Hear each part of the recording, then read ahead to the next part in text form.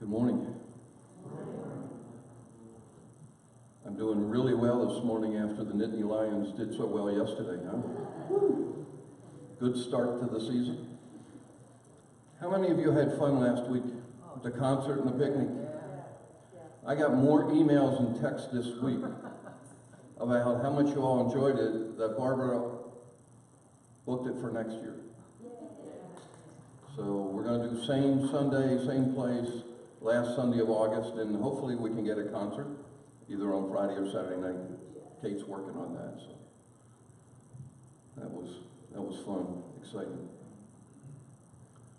Next Sunday, after service, we're going to have a quick meeting of you all, the community, because we had, as you know, I think that by now, that the board has been putting together these teams that go out and look at different subjects, and one is the parking lot.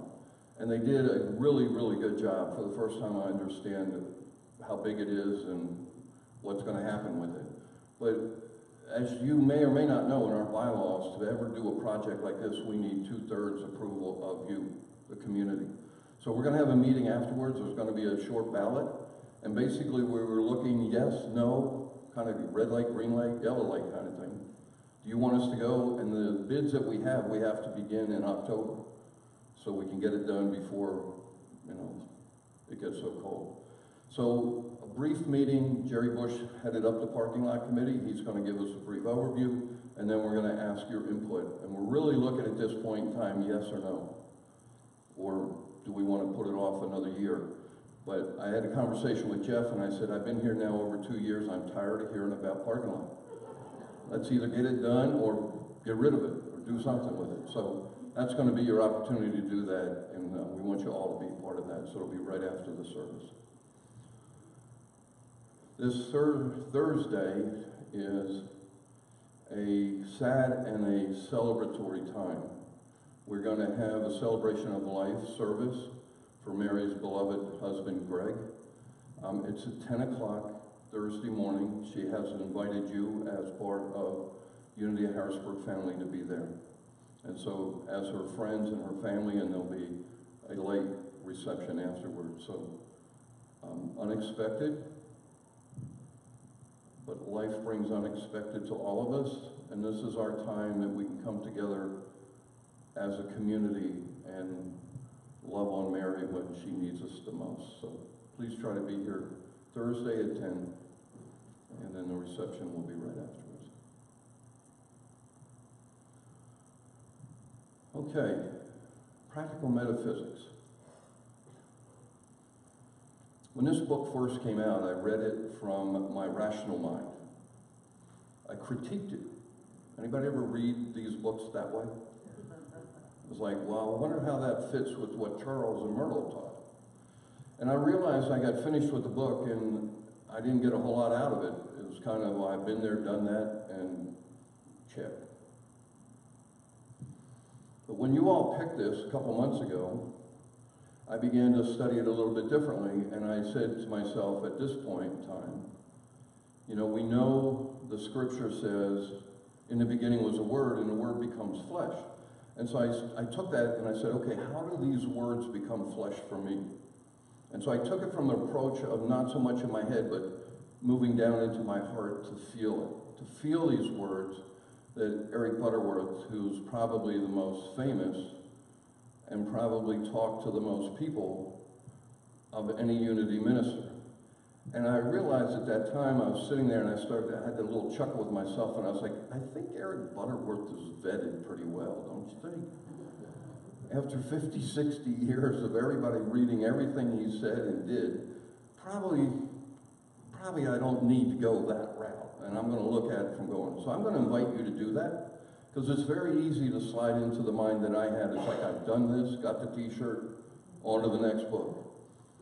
But what I'm finding in the study of this, it's much, much deeper than it appears. And I go back and I have a real connection with this book, because this was the cassette tape that I listened to over and over again, I don't know, 9, 10 years ago, that I finally said, okay, I think I could possibly be a Unity minister. And I just listened to these tapes over and over again, and this is what this book is from, those very tapes. But before we do that, let's talk a little bit about him this first day so you know who we're talking about. Wilford Eric Butterworth was born in Manitoba, Canada. How many knew he was Canadian? Yeah, pretty interesting, huh? Grew up in Southern California. He was a lieutenant and a chaplain in World War II, and he was at the village working on his minister's degree when World War II broke out. So he was in the middle of it, went into the war, and then came back to finish. His mother, his sister, and his wife were all ordained Unity ministers. He didn't have a prayer. He had no choice in life. Probably, he says in some of his works that his mother influenced him more than anyone, that he would end up becoming a Unity minister. Good friends with Norman Vincent Peale, Maya Angelou, and Oprah Winfrey. His most famous book, you've all probably read it, you know, The Power is Within You. Oprah had on a couple of her lists. Maya Angelou has stated publicly a couple times how much she enjoyed Eric Butterworth and the truths that he helped teach. One time she actually called him one of her spiritual mentors. Norman Vincent Peale has written about how Eric Butterworth had influenced his life in the teachings while they were both in New York. He started out, he was at the temple in Kansas City as an assistant minister. From there to Rockville, Illinois. He was only in Pittsburgh for a year, and then he went to the Detroit temple. He was there for 10 years, and at that time built it into the largest Unity church in the country.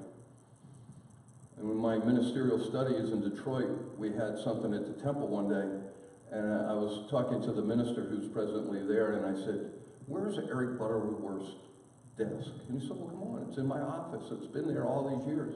And so I got a chance to sit at his desk, in his chair, and sit there and pretend I was Eric Butterworth for about 5 seconds.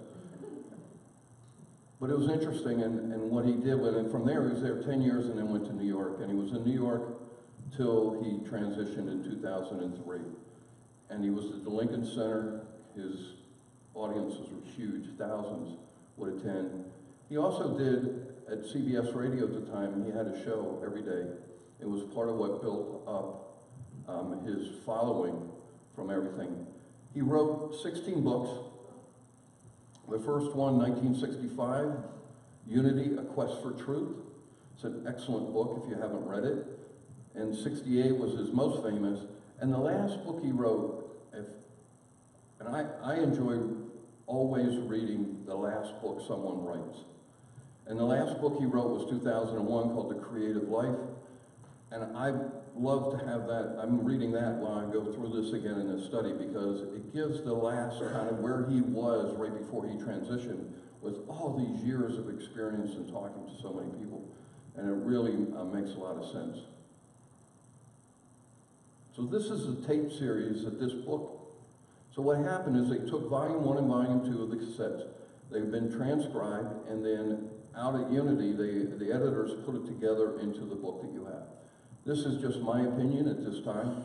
I think this will go down as the classic practical metaphysics textbook. This is a book I'm going to wear out, I can tell you. I'm already, I'm getting to the point. You ever get to the point with a book where you've underlined so much you have to get a new book? I mean, it's like every other word. The only thing I haven't underlined is and but, I think, through the process. So I think we're going to see this. And what's so interesting is this work was done before 2003, so it's 16, 17, 18 years later. We are now seeing it come together for the first time in print. And I believe if you're willing, and I invite you to be part of this next 8 weeks, and what we're going to do on Tuesday night in the deeper and higher classes, we're changing it around because the question we're going to be asking is, how do we become doers of these words? Not only how do we become, but how did you this week?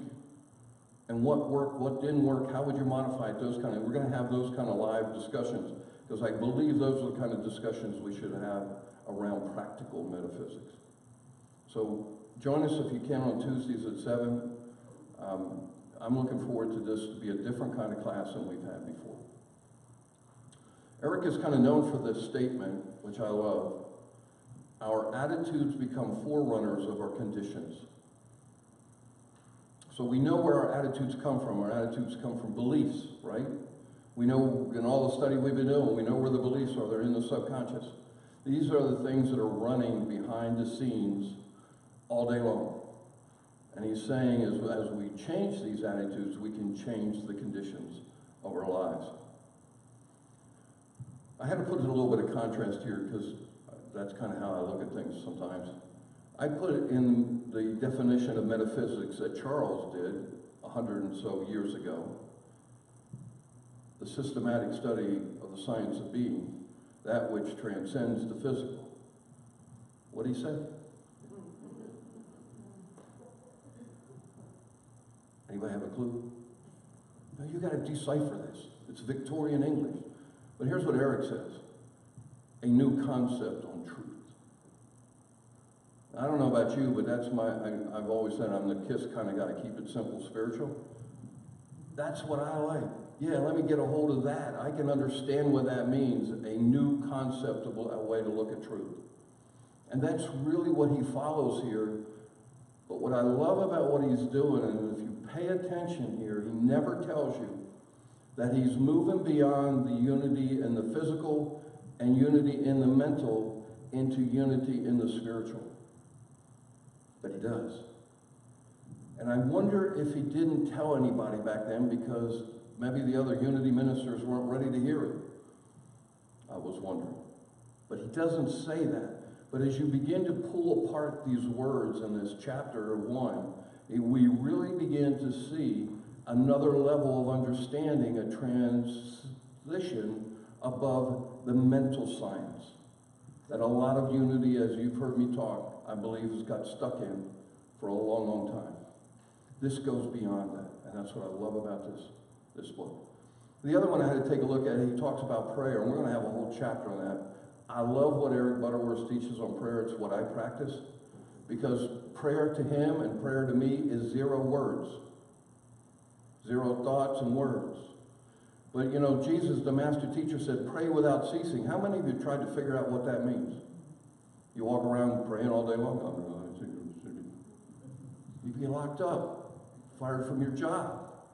So if you take those kind of things literally, but here's what Eric says about it. A relentless stream of truth. Relentless stream of truth. So those are the kinds of teachings we have here, and we can connect with and begin to do these, I believe will take us to another level. This is my take on practical metaphysics. If it's practical, it must be able to be practiced. Seems simple enough, right? But there's a whole lot of spiritual teaching that isn't too practical and isn't practiced. But if we're going to practice it, we have to always answer this question, how? And what I love about what Eric does is he answers that as we go through the process. And we're going to really focus on that because I don't believe you and I can become doers of the word, doers of the teachings, unless we have a how-to.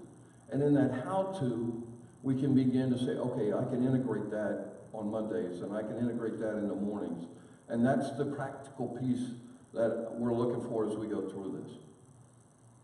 This is one of the quotes that's in this book, but it's also one of the quotes that transformed my spiritual journey. As you all know, I came from a very fundamental background as Mennonite, and I had my whole rebellion thing when I was a teenager. Didn't want anything to do with God or Jesus Christ. Said no. I've had enough of that. But I read this one day, way long time ago, and it began to shift where I was going with my spiritual journey, and this comes from Ralph Waldo Emerson. And what I love about Emerson is he got kicked out of Harvard Divinity. I mean, it doesn't get any better than that. As soon as I read that, I said, now he's the guy I want to talk to, and I want to study what he has to say. You know, it's the ones that graduated magna cum laude from Harvard Divinity, or I don't want to talk to them. Just the way I approach it. When you've broken with the God of tradition and cease from the God of the intellect, then God fires you with his presence.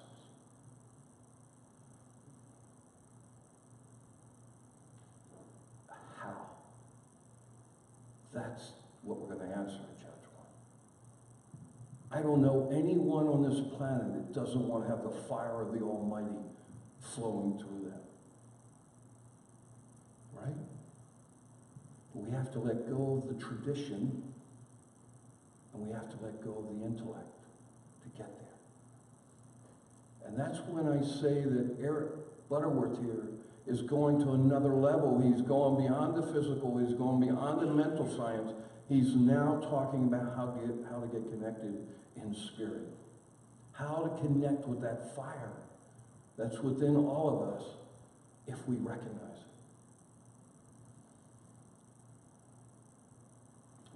it. Yeats was an Irish poet. We live most of our lives at the whirling circumference of our lives.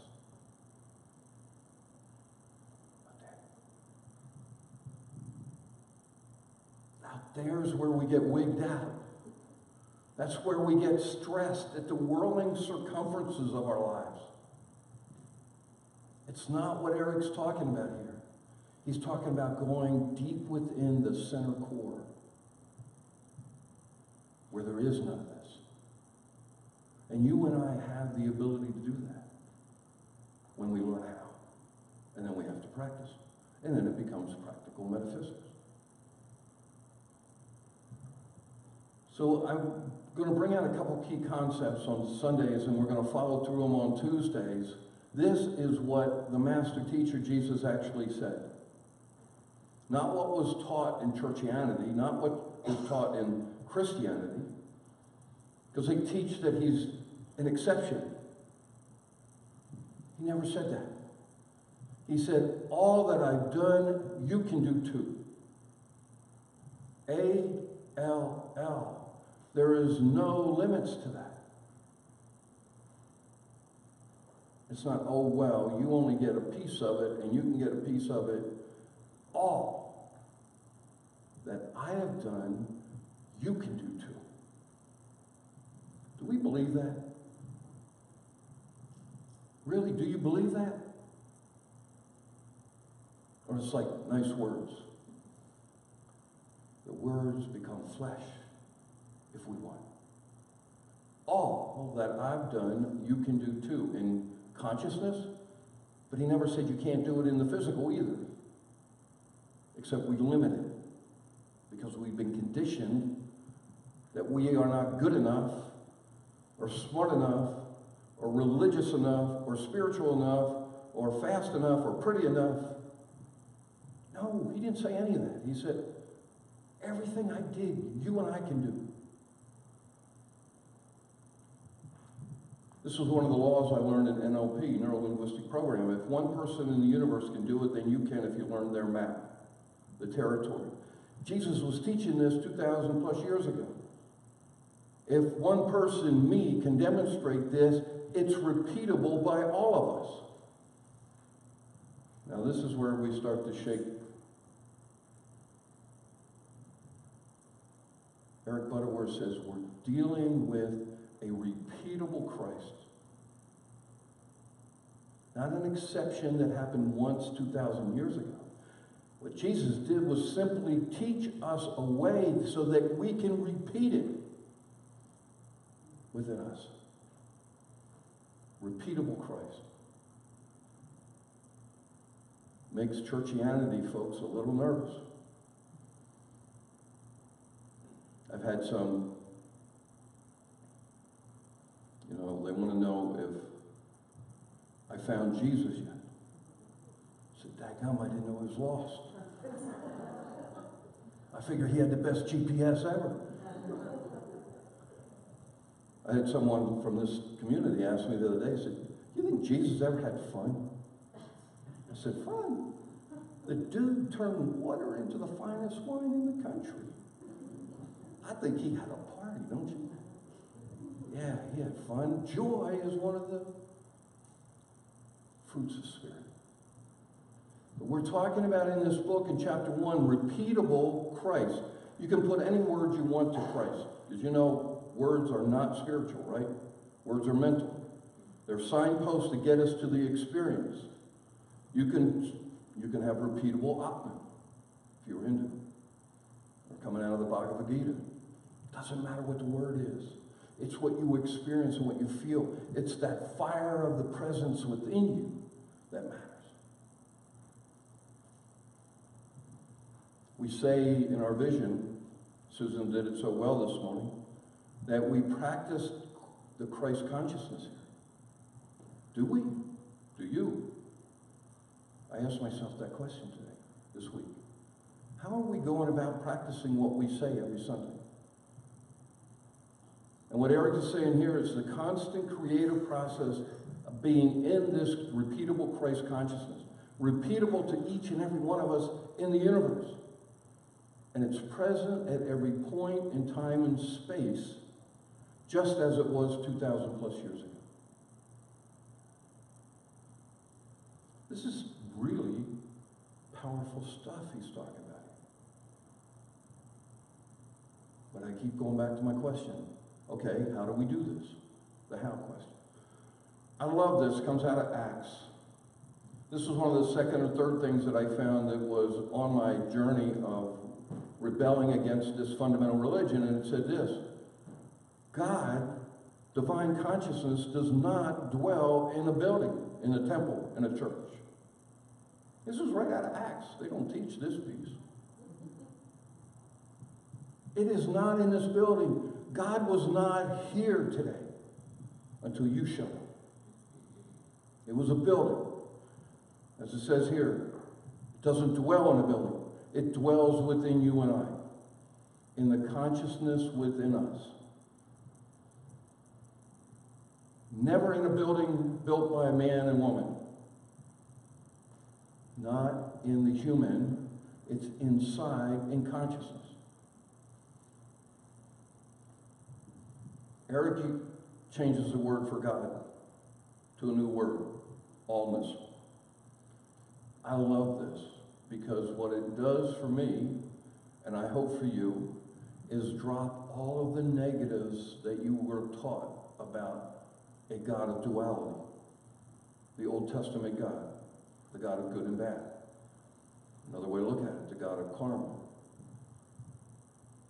And when the master teacher came, he said, no. Version 2.0 is universal love. And what Eric is capturing here is that this concept that you have, and he says this other places, that whatever your concept of God is, that's how you experience God. Does that make sense? If you believe there's a God that's going to zap you or put you in a little black book for later, you're going to have that life.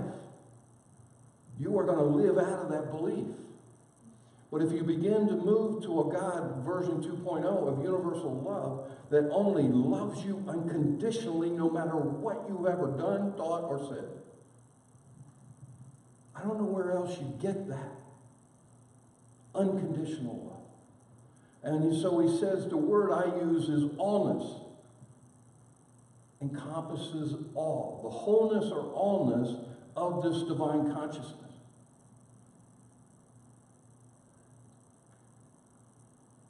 How do you experience allness? Do you? And that's what we're going to work on Tuesday night. How do we connect with something so powerful and so big that's available, according to the Master Teacher, to each and every one of us? He did it, you and I can do it, is what he said. In the beginning was allness. Does that change for you from in the beginning was God? It changed hugely for me. And as I began to own this word, allness, it began to change my experience with that energy, that consciousness, that intelligence. The allness. And it allowed me to drop all this baggage that I was carrying around, that I was trying to clean out of my subconscious, that had been stuck in there before I was 7 years old.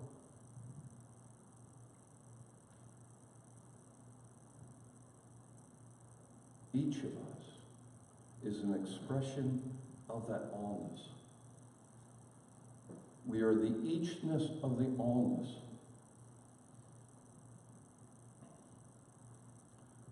Again, nice words. I'm the eachness of the allness. But what does that mean? How do we connect with it? How do we feel that?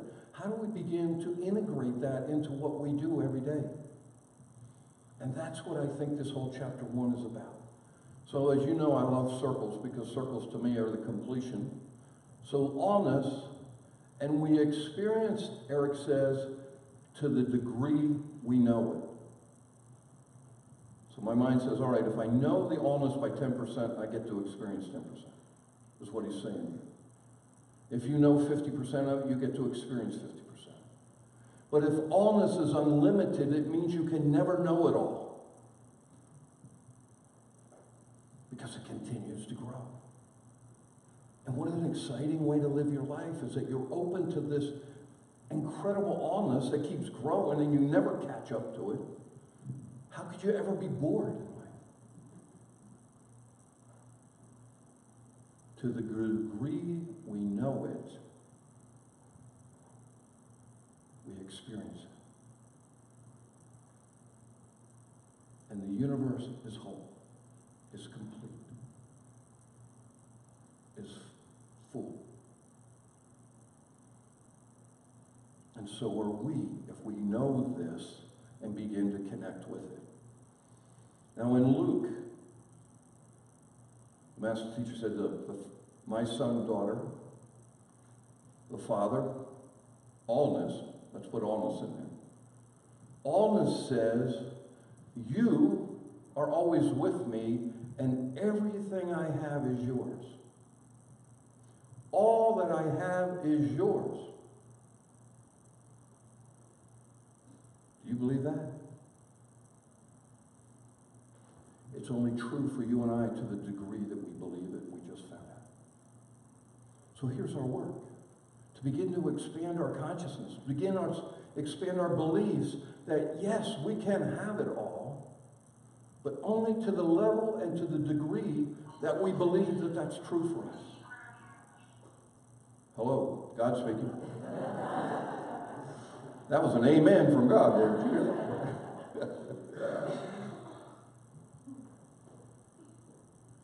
All I have is yours. You see the connection to allness that Eric had?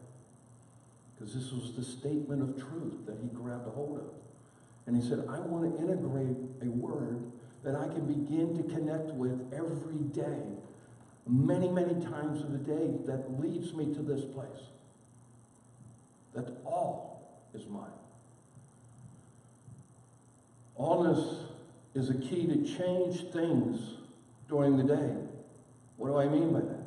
So if something shows up, whether it's an illness or it's financial difficulties or some negativity, instead of going there and giving it more power, we can simply take a deep breath and get reconnected to allness.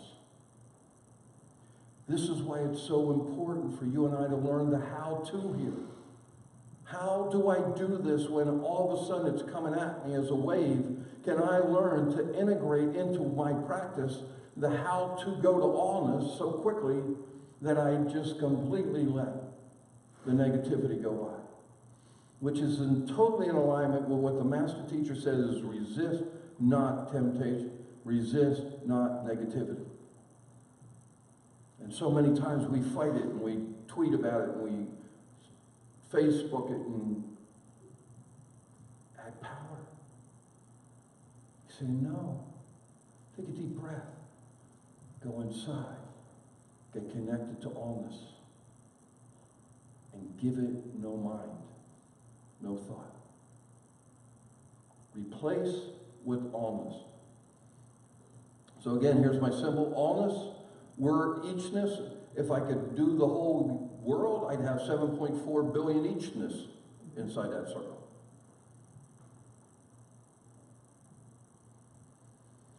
I love this model because it fits so well into what we've been working on the last couple of weeks with doublethink. Understanding of the wholeness, that we can see what's happening in the human in the physical, while at the same time being able to hold allness while all this stuff is going on around us. In Him, in allness, we live and move and have our being.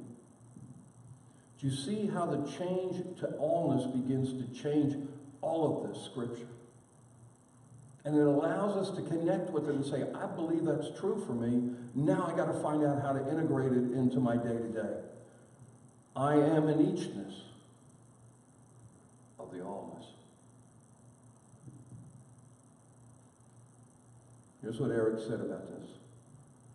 If we get to the place where we can have this belief system, I am an eachness with the allness of God, and the full power of the whole, or allness, is present within every cell of you. Amen. 50 trillion cells. We learned. The allness is complete in every cell of our being. Pretty powerful things he was saying even back in 2003. All things, back to allness again, this was out of Mark, all things are possible to him or her who believes in the allness. Do you believe that's true for you? And if not, why not? And how quickly you can change it if you begin to change your focus to I believe. And it begins to happen within you. And this comes directly out of Eric's quote, I believe I'm an expression of the allness of God. Put whatever words are there for you. If these don't fit, but the key is what the direction of the practicality of what he's teaching us is to begin to change your belief that this is true for me. And only you can do this. I can't do it for you. God can't do it for you. Only you can change your belief to begin to believe and expand to the level that all of it is yours to have. So he talks about this whole practice is practicing the presence. And we know that comes from Brother Lawrence back in the 1500s. He was a Catholic monk that his job was to wash dishes. So what he did is he washed dishes and practiced the presence. And soon people were coming from countries all around to be healed. A very simple monk said, if I practice the presence of allness, amazing things will start to happen. And they did. So are you ready to do that? That's what he's asking in this chapter 1. And here's how he defines it. Practicing the presence is to live constantly as if you really believe that the allness of God, the divine potential for wholeness, is present within you at every second of your day. That's his definition for practice the presence. And until you can say yes, it's not going to happen. But as we begin to say yes and begin to follow the path, the map that he gives us here, we can begin to see these changes begin to happen in our own lives. So I go to the how again. Remember, I'm the how guy. How do we do this practice the presence? This is a map of Lake Erie. And the other thing I like to do is that these are kind of abstract concepts, and I like to put them in some more tangible ways. Some of us, or all of us, have probably seen pictures of Niagara Falls. Some have actually been there, right? So think about Niagara Falls, and all its grandeur is just another eachness, is an expression like you and I are of the allness. But what's behind the Niagara Falls is Lake Erie. That's the source, that's the power that makes Niagara Falls. Without Lake Erie, we'd have a cliff, right? You'd have no water coming over, you'd have no rainbows, you'd have no boats going around, you'd have nothing but just another cliff. But because there's this source behind it, because there's this power called Lake Erie, what we're seeing in the physical Niagara Falls, we don't see the power behind it sometimes. It's no different than you and I missing the allness that's behind us.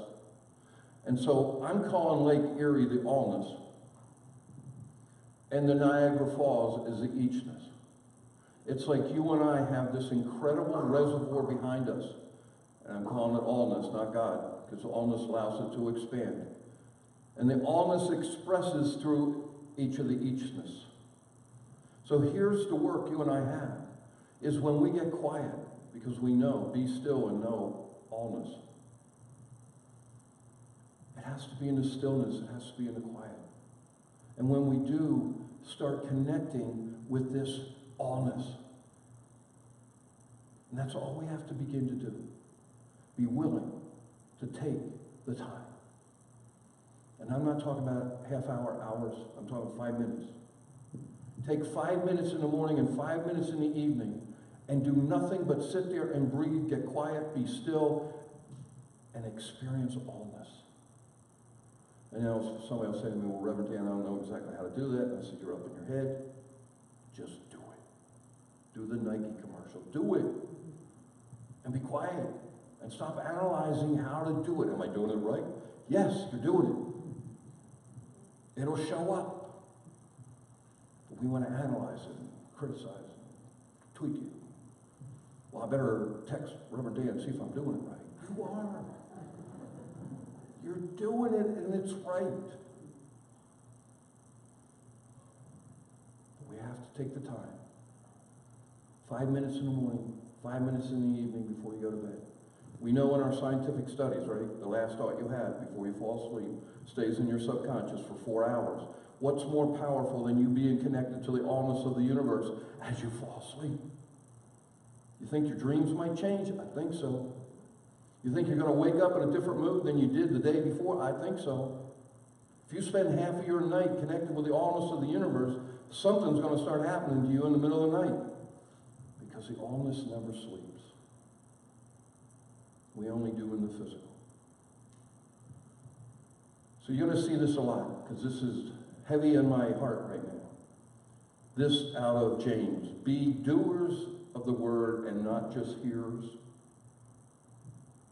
Otherwise you deceive yourself, it says. We have been deceiving ourselves a lot. I know I have. I read this book, go on to the next book, do this, and I got 3 quotes, put that in my holster.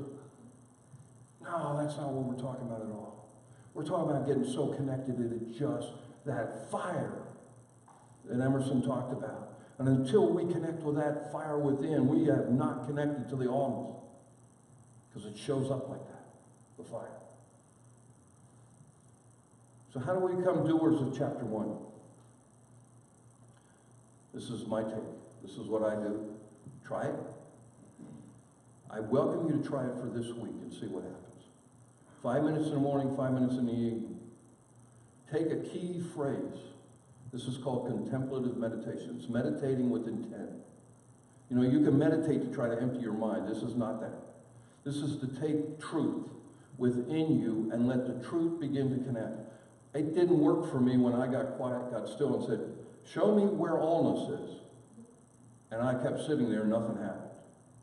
So as I began to take these key phrases, and I'm going to share a couple with you, and you can make up whatever ones you want, but you slowly and silently repeat those, and I use it whenever a thought shows up. So when it goes, well, I wonder what Jacqueline's making for dinner, and I wonder if she started dinner. That's time to go back to your key phrase. And that's all you do. You don't judge it, you don't do anything. But keep going back to the phrase. And I call it the click. When the click shows up, what do I mean by the click? The click is you know you're connected to the allness. It feels like peace.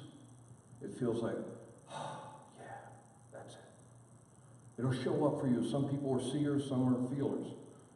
Well, however it shows up for you, then you know you're connected, and you're done. Get up and go about your day or go to sleep. But if we all try this for a week, I'm telling you, you're going to come back next Sunday different. I promise you that. 5 minutes. Everyone has 5 minutes in the morning and 5 minutes in the evening. So what are key phrases? Here's some that I You can use whatever works for you. These are some that I like. In the beginning, allness. All that the allness has is mine. The one I use is number 3. I and the allness are one. And I've been using that now for a while. I can go there and immediately, not immediately, but very much quicker than in the beginning, I'm able to connect when get to click. And just use these. Pick one and stay with it. I am an expression of the allness of God. And I like number 5, be still and know allness. Or make one that works for you. But stay with it. Try it. Let the allness come to you. And begin to feel it at the cellular level. 50 trillion cells you have, getting connected to the allness of the universe. I don't know any way it could be any better. Other times I've explained it, it just feels like that peace that goes beyond human understanding. You'll know when you feel this click, but stay there till you feel it. If it takes a minute, you feel it, get up and go. If it takes you a little longer some days, it does. I got the worldly bird going in my mind. It just takes some time to sit through and sift through and allow the allness to connect. Let's go to silence.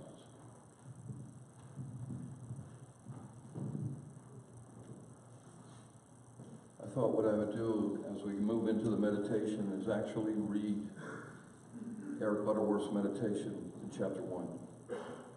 In his words,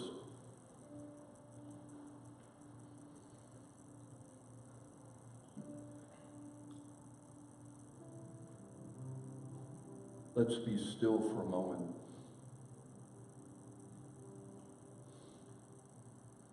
Let's just get the feeling that what we've been talking about so far is getting us prepared. We've empowered words, words, words, and more words. Words really are meaningless, except that they direct us to consciousness, to the feeling, to the awareness. Let all of that go now. Let the creative process come into a living experience right here where you are.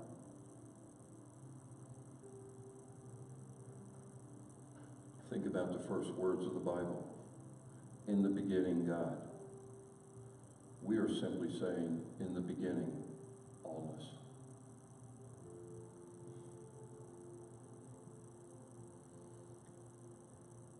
At the foundation of you, your life, and your experience is the wholeness of the universal process, expressing itself as you. Just think of yourself for a moment as being the central point of light. This light is in sharp focus, and you never lose it.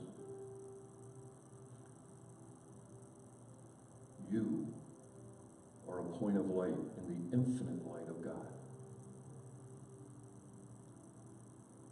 You're an expression of love in the limitless love of the divine.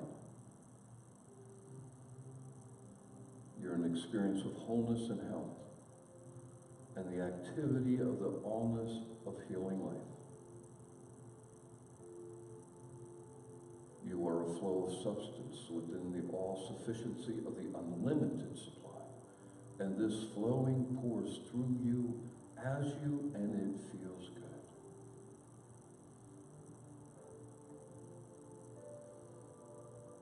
Don't let yourself wonder how. Don't question who made God. Don't think in terms of what was there before. There was nothingness. Let all the human thoughts go. Just feel your oneness with the allness of the infinite. In the beginning, allness. So together we begin.